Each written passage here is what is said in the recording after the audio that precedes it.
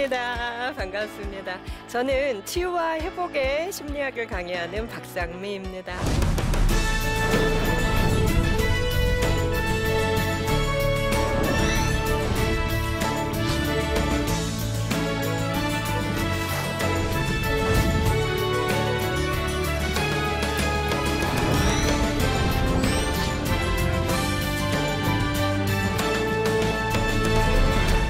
여러분, 나를 믿어주는 한 사람의 힘에 대해서 먼저 이야기를 해보려고 합니다.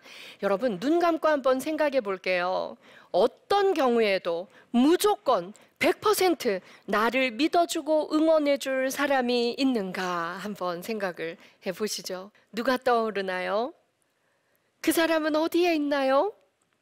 눈을 한번 떠보십시오. 자, 나는 있어요 하는 사람도 있고 마땅히 떠오르는 사람이 없어서 순간 슬픈 마음이 든 사람도 있을 겁니다. 제가 얼마 전에 정말 어린 6살 제 조카에게 물어보았어요.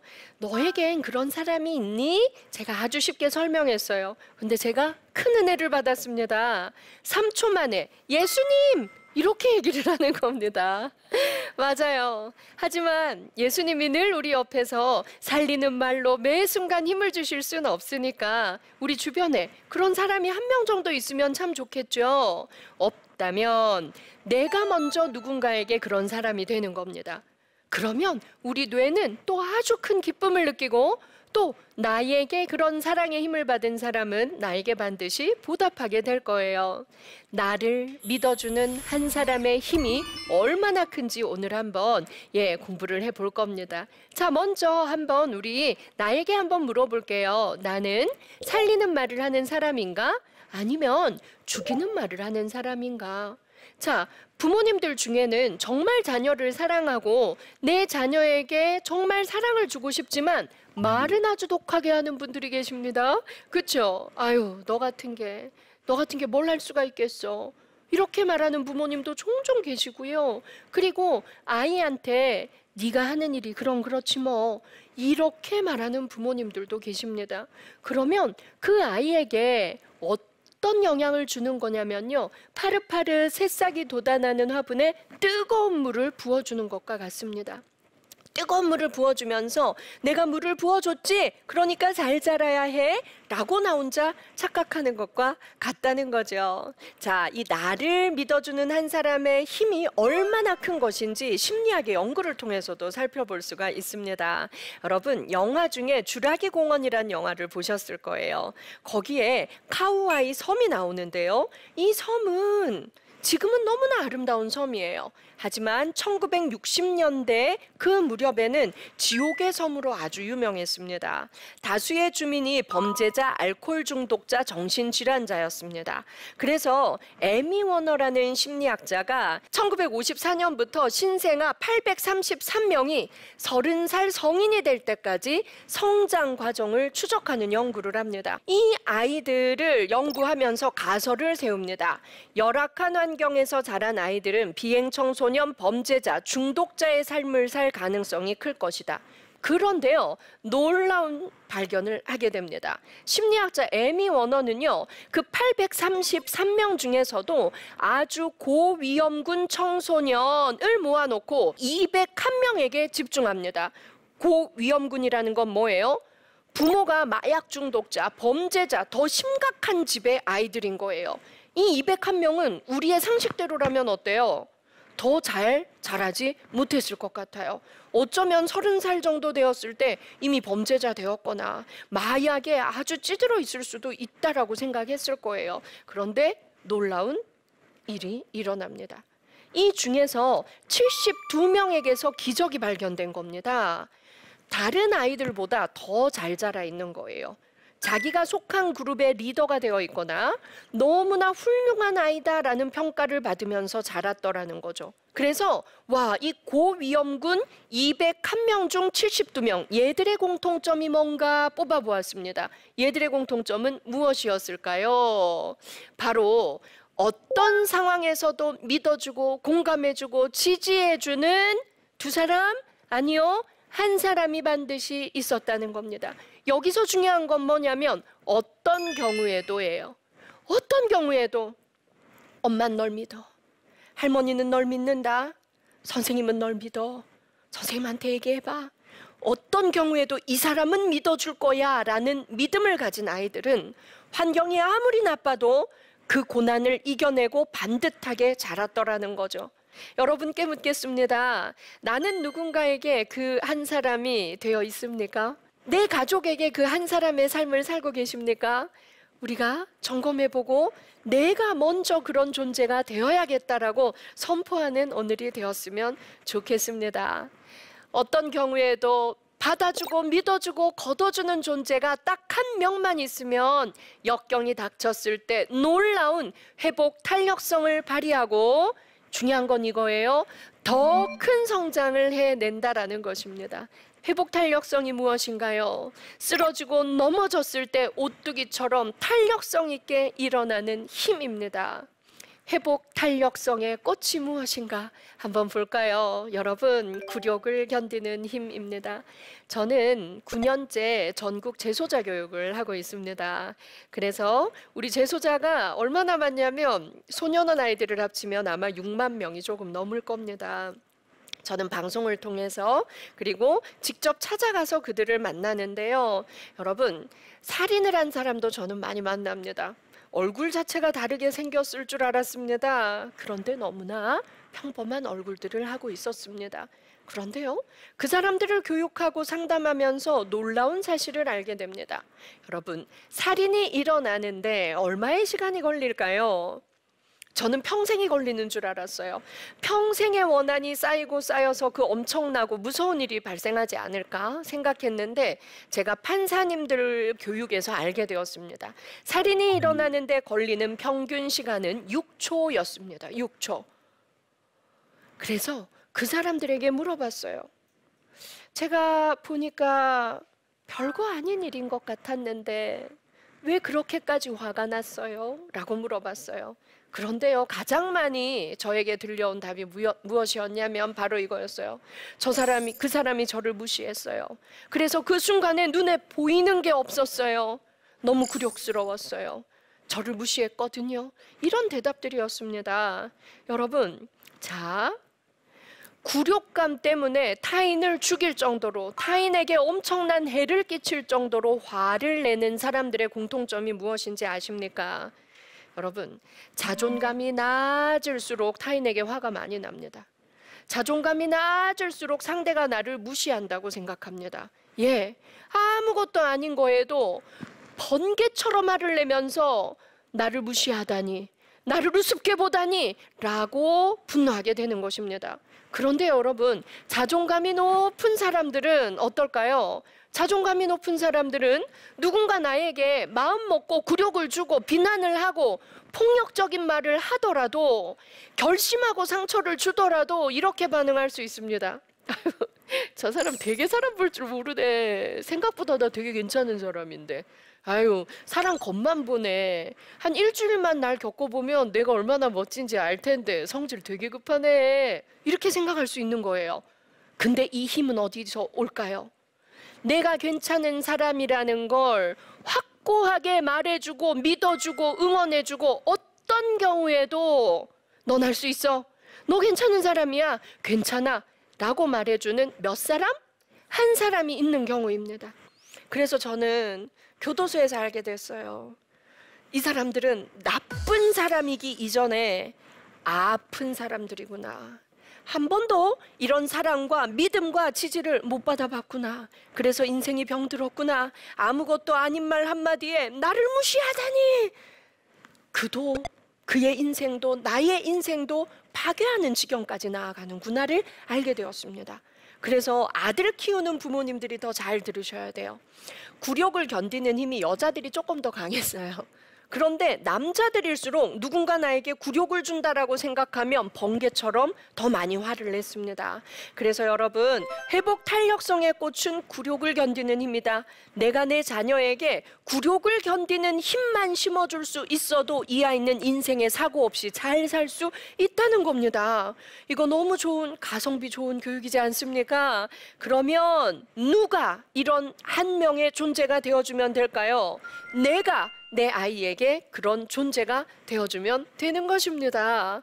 회복 탄력성은 타고난 성향보다 여러분 부모와 교사의 양육 태도를 통해서 기를 수 있다. 근데 여기에 제가 하나 더 추가하겠습니다. 이렇게 해줄 수 있는 가장 좋은 환경 중에 하나가 바로 교회입니다. 그래서 교회에서 만나는 우리 청소년 모두, 청년 모두에게 내가 그런 부모 같은 존재가 되어주고 함께 키워야지, 이런 마음을 가져준다면 모든 아이들이 저는 잘 성장할 수 있을 것 같다는 생각을 합니다. 눈을 감으세요. 이제 살리는 말을 하는 정말 주체가 되는 본격적인 연습합니다. 눈을 감아요. 네, 사랑이라는 단어를 한번 떠올려 주십시오. 무엇이 떠오르나요? 어떤 감정이 드나요? 네, 우리는 사랑을 느낄 때 타인의 눈빛을 통해서, 따뜻한 체온을 통해서, 따뜻한 말 한마디를 통해서 느낄 때가 많습니다. 눈을 뜨세요. 마음의 온도가 좀 높아졌죠? 예, 오늘부터 지금 여기에 계신 분들이 바로 이 사랑의 언어를 전하는 전도사가 되어보는 겁니다. 네, 자, 무엇이 떠올랐나, 누가 떠올랐나 생각해 보면 그 사람에 대한 고마움도 떠올랐을 겁니다. 나는 어떨 때 사랑받고 있다고 느끼나, 이것도 한번 생각해 보십시오. 내가 어떨 때 사랑받는 것을 느끼나 아는 사람이 타인도 이럴 때 사랑받음을 느끼겠구나, 나도 타인에게 이 느낌을 많이 줘야겠구나 생각할 수 있을 거예요. 여러분, 우리는 서로 사랑합니다. 그런데 사랑을 느끼지 못합니다. 그래서 가족끼리 갈등합니다. 상처를 주고받습니다. 저는 1년에 가족 상담을 한 350건 정도 하는 것 같습니다. 저는 단 한 번도 서로 사랑하지 않는 가족을 본 적이 없습니다. 그런데 저를 찾아온 가족들의 공통점은 무엇일까요? 서로를 비난하고 상처 주는 말을 주고받으면서 해결이 안 돼요, 해결 좀 해주세요 하고 오는 사람들입니다. 어떤 공통점이 있을까요? 사랑하지만 사랑을 전달하는 방법을 모르는 거예요. 그리고 사랑을 받고 있음에도 불구하고 그 사랑을 해석하는 능력이 없는 거예요. 그래서 우리는 외국어를 배우듯이 사랑의 언어를 배워야 합니다. 그리고 잘 해석해서 듣는 연습도 해야 합니다. 자, 게리 체프만 박사는요, 가족 상담가이자 목사님이셨습니다. 이분이 가족 상담을 하면서 이것을 깨닫게 됩니다. 말이 안 통해서 싸우구나. 사랑의 언어를 알려줘야겠다라는 생각을 한 것입니다. 사랑의 언어는 5가지가 있습니다. 첫 번째, 인정하는 말. 두 번째, 함께하는 시간. 세 번째, 봉사. 네 번째, 선물. 5번째, 스킨십입니다. 자, 5개의 사랑의 언어 중에서 유독 내가 좋아하는 게 있어요. 자, 1, 2, 3, 4, 5번을 한번 정해보시겠어요? 저는 인정하는 말이 1번이에요. 손 들어보세요. 저는 인정하는 말이 제일 좋아요. 오, 좋습니다. 자, 2번. 저는 함께하는 시간이 제일 좋아요. 함께 있을 때, 오, 좋습니다. 자, 이 인정하는 말이 1인 사람. 네. 자, 그럼 어떤 말을 들었을 때 사랑을 느낄까요? 누군가 나를 칭찬하고 인정해 줄 때 이 사람이 날 사랑하는구나 느낍니다.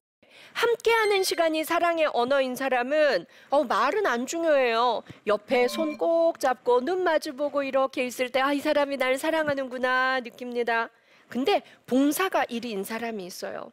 이 사람이 육체적 노력으로 나한테 뭔가를 줄 때 사랑을 느끼는 사람이 있어요. 그런데 나는 봉사하는 거 싫어하는 사람도 있잖아요.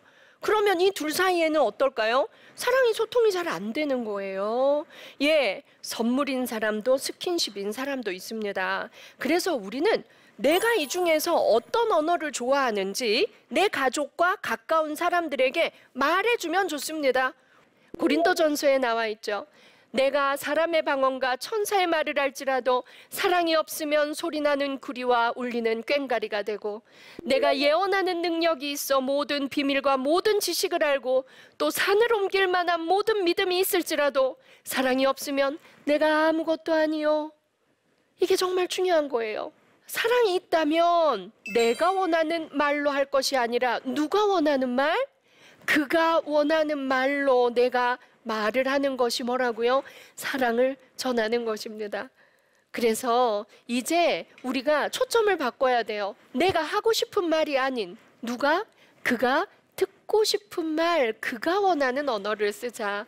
이때 우리의 사랑은 소통되기 시작합니다. 자, 그래서 여러분, 인정하는 말의 기본 원칙을 알려드리겠습니다. 사소한 일일지라도 인정하자. 변함없는 진심과 믿음을 전달하자. 변함없어. 그리고 일관성이 있어야 합니다. 아이들이 그러죠. 엄마 어제는 이래놓고 오늘은 딴 말 하시네요. 일관성이 있는 것이 중요합니다. 네, 칭찬은 바로바로 해야 합니다. 우리는 잔소리는 바로바로 하고 칭찬은 참아요. 바로바로 칭찬하면 교만해질까 봐. 아니에요. 칭찬도 바로바로 하는 게 좋습니다. 결과보다는 뭘 칭찬하자? 과정을 칭찬해야 합니다. 아들 100점 맞았어? 대박! 다음 시험도 기대할게? 이거 칭찬일까요? 아니요. 부담을 준 거예요. 예. 여러분, 결과보다 과정을 칭찬하면 다음에도 그 과정을 더 열심히 해야지.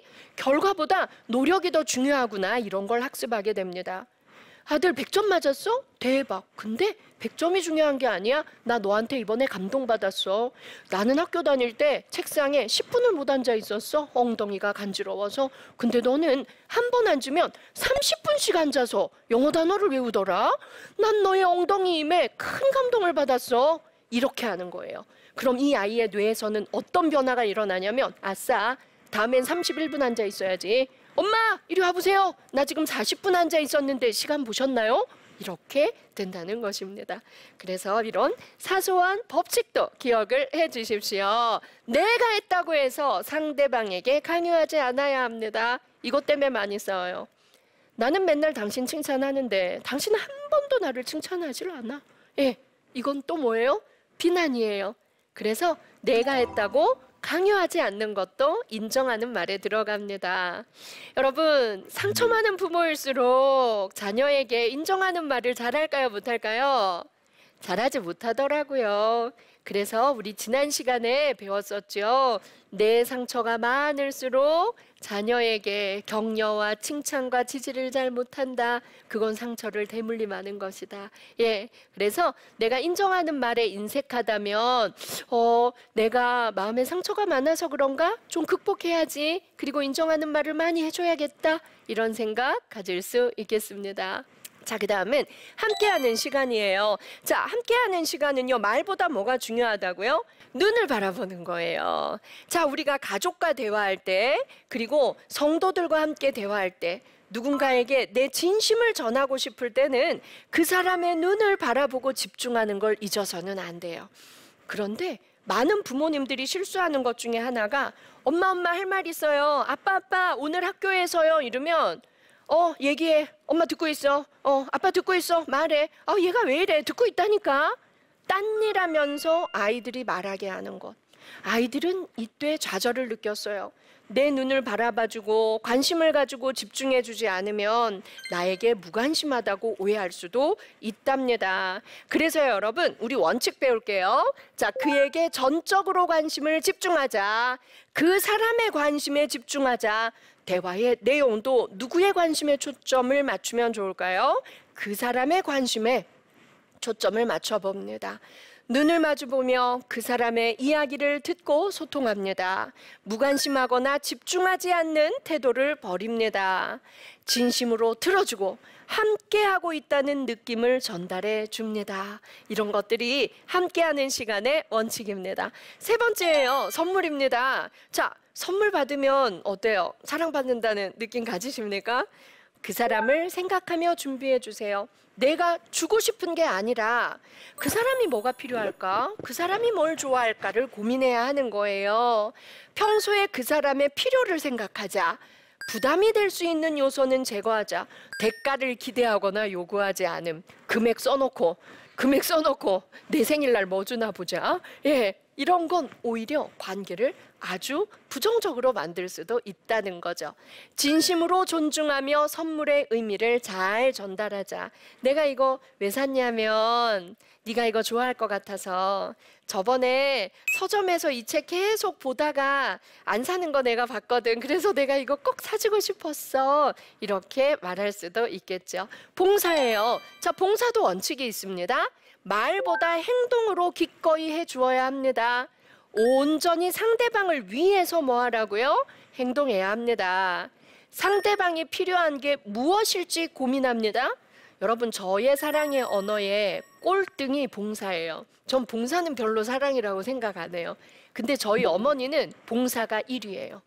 그래서 저희 어머니는 제가 없을 때 제 방 정리를 그렇게 하세요. 뭐가 어딨나 제가 찾을 수가 없어요. 엄마 기준에 의해서 모든 게 정리됩니다. 근데 저는요, 누가 제 물건 손대는 게 세상에 제일 싫어요. 그리고 제가 편리한 곳에 물건이 있는 게 좋아요. 근데 저희 엄마 눈엔 너무 지저분해요. 그래서 엄마의 기준대로 모든 게 정리돼 있어요. 그래서 그것 때문에 우리는 더 사랑할까요? 그것 때문에 싸울까요? 네, 맞아요. 사랑의 언어가 달라서 일어나는 일입니다. 그래서 상대방을 위해서 상대방이 필요한 게 무엇인지 꼭 고민해야 합니다. 네, 기쁜 마음으로 자신의 시간과 체력을 희생해야 합니다. 여기서도 내가 했다고 상대에게 강요해서는 안 된다는 거예요. 내가 그렇게 봉사했는데 너도 1대1을 줘야지 라고 하면 싸움이 일어나게 됩니다. 마지막 스킨십이에요. 이거 여러분 중요해요. 왜냐하면 나 스킨십이 1이야 라고 손을 잘 들 수 없는 문화적 환경이 한국입니다. 근데 스킨십이 1위인 사람이 있어요. 이게 결핍되면 굉장히 좌절을 느껴요. 네, 스킨십이 제1의 언어라면 스킨십 결핍이 상당히 위험하다는 것을 우리가 알아야 합니다. 그래서 여러분, 원숭이 실험에도 있어요. 원숭이 실험에서 이제 가짜 엄마를 만든 다음에 가짜 엄마 몸에 털을 붙여 놓은 것 하나, 그 다음에 가짜 엄마가 털이 하나도 없어요. 그런데 우유병을 들고 있어요. 그리고 원숭이한테 두 엄마 중에 어느 엄마한테 갈 건지 보내봤어요.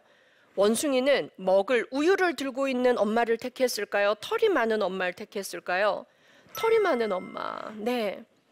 그래서 우리는 물어봐야 돼요. 가족에게, 가까운 사람들에게. 너의 사랑의 언어는 뭐니? 내가 공부해서 그 언어로 너에게 말 많이 해줄게. 그리고 나의 사랑의 언어는 인정하는 말이야. 나의 사랑의 언어는 봉사야. 너도 날 위해서 그 언어를 많이 줘. 이렇게 말할 수 있다면 우리는 훨씬 더 사랑을 많이 소통할 수 있다는 겁니다. 주라, 그리하면 너에게 줄 것이니 곧 후이되어 누르고 흔들어 넘치도록 하여 너희에게 안겨주리라. 너희가 헤아리는 그 헤아림으로 너희도 헤아림을 도로 받을 것이니라. 네가 먼저 줘라. 끝까지 계속 줘라. 그러면 너도 차고 넘치게 받게 될 것이다. 제가 알게 되었어요. 1대1이 아니어도 되는구나. 내가 이 사람에게 넘치게 주면 다른 사람에게 또 받을 수도 있겠구나. 너무 조급하게 생각하지 말자라는 생각이 들었습니다. 그래서 여러분, 사람을 살리는 공감과 소통은 상대의 마음 문을 열어야 합니다. 마음 문을 열어야 뭐가 열린다? 말문도 열린다는 것 잊지 마십시오. 감정이 소통되어야 뭐가 소통된다? 의사소통도 됩니다. 부부가 이혼하는 이유가 뭐라고요? 의사소통이 안 돼서 이혼하는 것이라고요. 그래서 우리가 사람을 살리는 말을 하려면 감정소통도 잘해야 되고 의사소통을 잘 하려면 사랑의 언어를 많이 공부하자. 그래서 우리의 관계 속에는 항상 살리는 말이 있고 죽이는 말이 있습니다. 여러분들은 어떤 말을 듣고 싶으세요? 살리는 말을 듣고 싶으시지요? 내가 혹시라도 누군가에게 죽이는 말을 실수로 한 적은 없나? 오늘 한번 점검해 보시면 좋겠습니다. 외국어를 배우듯이 사랑의 언어를 배웁시다. 그래서 내 사랑이 그에게 잘 전달되도록 노력하는 그런 살리는 말의 전도사들이 되시기 바랍니다. 오늘 강의 잘 들어주셔서 감사합니다. 이제 여러분들의 질문을 받겠습니다. 네. 굴욕을 건드는 것이 회복 탄력성이라고 하는데요. 굴욕을 이겨내 회복을 만드는 좋은 방법이 있지 않을까요? 네, 오늘 강의 속에서도 나왔었죠. 우리가 유난히 타인이 날 무시하는 것 같아. 그리고 아주 작은 일에도 굴욕감을 많이 느끼는 사람의 공통점은 자존감이 아주 낮은 사람이라고 제가 얘기를 했죠. 그런데요, 이 자존감이 나이 들수록 높아질까요? 나이 들수록 낮아질까요? 나이 들수록 낮아집니다. 그리고 이 자존감은 선천적으로 타고나는 것보다 후천적으로 살면서 어떤 사람들과 관계를 맺고 어떤 사람들과 대화를 많이 하느냐에 달려 있는 것입니다. 그래서 우리가 인간관계를 맺을 때도 유난히 나를 많이 비난하고 단점을 많이 지적하고 내 자존감을 낮추는 사람이 있다면 그 사람과 조금 멀어지는 것도 좋습니다. 그리고 나에게 응원의 말, 그리고 힘이 되는 말, 격려의 말을 많이 해주는 사람이 있다면 그 사람과 더 돈독한 관계를 맺는 것도 좋습니다. 하지만 가장 중요한 것은 가족 내에서 그런 지지를 받는 것입니다. 그래서 우리가 사회생활을 하다 보면 심리학의 결과에 있어요. 사회생활을 하다 보면 하루에 비난 32번을 받을 때 겨우 칭찬 1번을 받더랍니다. 그러면 우리가 어른이 되고 사회생활을 할수록 굴욕을 견뎌야 되는 순간은 매 순간 오는 거죠. 그래서 이 에너지는 가정에서 채워주는 게 좋습니다. 그래서 우리가 집에서만큼은 무조건 믿어주고 응원해주는 한 사람의 존재가 서로에게 되어주면 좋겠죠. 아이들에게는 부모가 그런 존재가 되어주는 것이 가장 좋습니다. 우리는 살면서 늘 사람을 만나고 매일 대화를 합니다. 살리는 말을 많이 하는 사람이 있고 나도 모르게 죽이는 말을 하는 사람도 있습니다. 오늘 우리는 이 수업을 통해서 사람을 살리고 내 사랑을 잘 전하는 대화법을 배워보았습니다. 오늘 이 순간부터 사람을 살리는 말을 전파하는 전도사로서 우리가 살아갈 수 있으면 좋겠습니다. 잘 들어주셔서 감사합니다.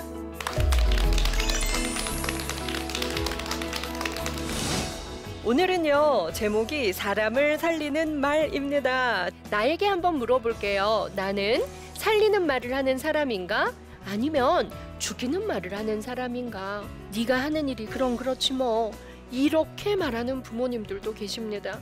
그러면 그 아이에게 어떤 영향을 주는 거냐면요, 뜨거운 물을 부어주면서 내가 물을 부어줬지? 그러니까 잘 자라야 해 라고 나 혼자 착각하는 것과 같다는 거죠. 굴욕감 때문에 타인을 죽일 정도로, 타인에게 엄청난 해를 끼칠 정도로 화를 내는 사람들의 공통점이 무엇인지 아십니까?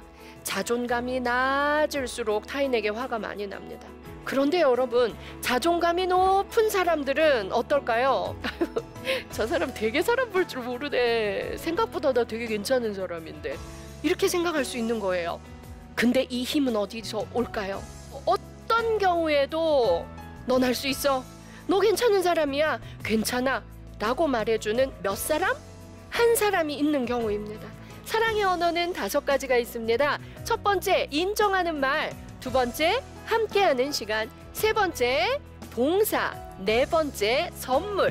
5번째, 스킨십입니다. 그래서 우리는 내가 이 중에서 어떤 언어를 좋아하는지 내 가족과 가까운 사람들에게 말해주면 좋습니다. 내가 하고 싶은 말이 아닌 그가 듣고 싶은 말, 그가 원하는 언어를 쓰자. 이때 우리의 사랑은 소통되기 시작합니다. 외국어를 배우듯이 사랑의 언어를 배웁시다. 그래서 내 사랑이 그에게 잘 전달되도록 노력하는 그런 살리는 말의 전도사들이 되시기 바랍니다.